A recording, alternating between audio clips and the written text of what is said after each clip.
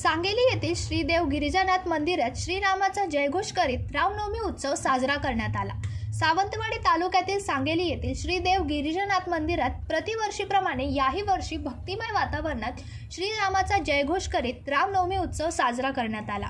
सकाळी 11 वाजता श्रुश्राव्य कीर्तन आणि त्यानंतर राम जन्माचे कीर्तन झाले। यावेळी सांगली तसेच आसपासच्या परिसरातील अनेक पुरुष, महिला, भाविक उपस्थित होते। रामललाच्या जयघोषणाने मंदिर परिसर भक्तिमय वातावरणात झाले होते। दुपारी राम जन्म कीर्तन झाल्यानंतर राम जन्म झाला। त्यानंतर श्रीरामाची ढोल ताशांच्या गजरात पालखीतून रामाचा जयघोष करिता मंदिराभोवती प्रदक्षिणा घालण्यासाठी आली। अखेर आलेल्या या सर्व भाविकांना प्रसाद वाटप करण्यात आला। या गिरिजानाथ मंदिरात रामनवमी उत्सव होणार असल्याने मंदिरात सुबक पताका, लाइटिंग, रोषणाई करण्यात आली। रामनवमी निमित्त संध्याकाळी 6 वाजता सुगम संगीत कार्यक्रम आणि रात्री 9 वाजता दशावतारी नाटक होणार असल्याचे सांगण्यात आले। पंकज मडळे, जनशक्ती, सावंतवाडी।